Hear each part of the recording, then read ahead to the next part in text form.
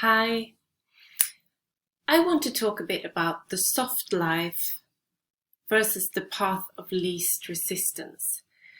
So, you might have heard about the internet trend, soft life or soft girls. Um,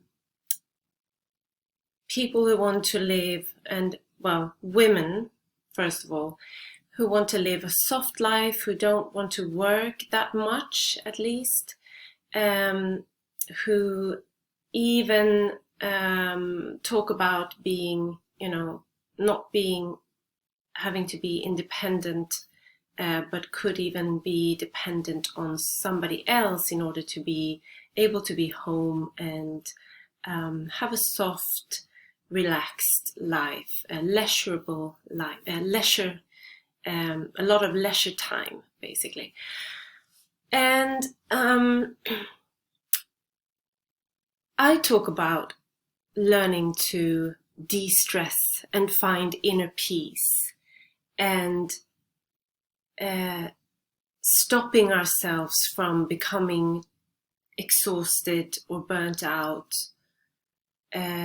and from just stopping ourselves from just saying yes to all of the obligations that society or outer circumstances put on us. However, there is a big distinction. I would not recommend the soft life as it's currently being presented, even though, of course, parts of it I can understand, because it's in a way a reaction to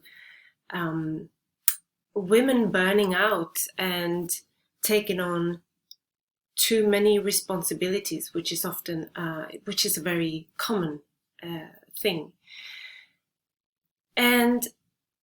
But the kind of relaxation and de-stressing and finding inner peace that I talk about, it has nothing to do with not living or not putting ourselves out there, or not having goals and big dreams. You don't have to have big goals and big dreams, but if you do, of course, we have to work towards that, and that's going to be challenging at times.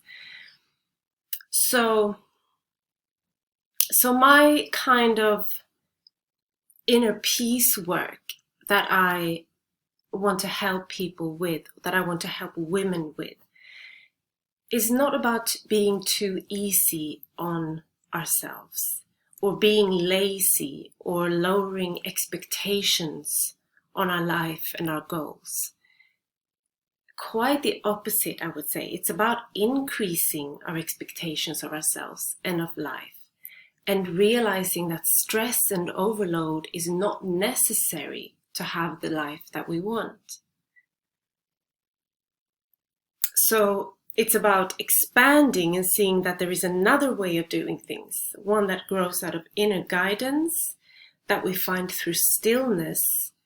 And that stillness, there are ways to move into that stillness, even if there's a lot going on in our outer world.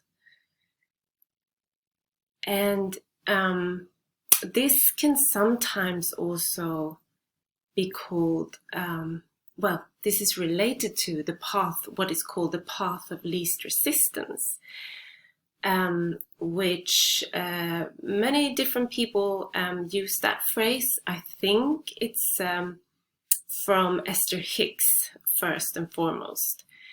But for me, the path of least resistance means, it doesn't mean just doing what is easiest or giving up on challenging tasks or challenging goals in our life because it feels easier. No, it means doing more of what we are called to do, even if it's hard at times, instead of doing what we feel obliged to do. And it will still be challenging at times, like I said, but there is an excitement behind that challenge instead of feeling of obligation. And that's the big difference. So I hope that gave you something. And if you have any comments or any thoughts on this, please comment below and subscribe if you want to. And I will see you soon again. Thank you.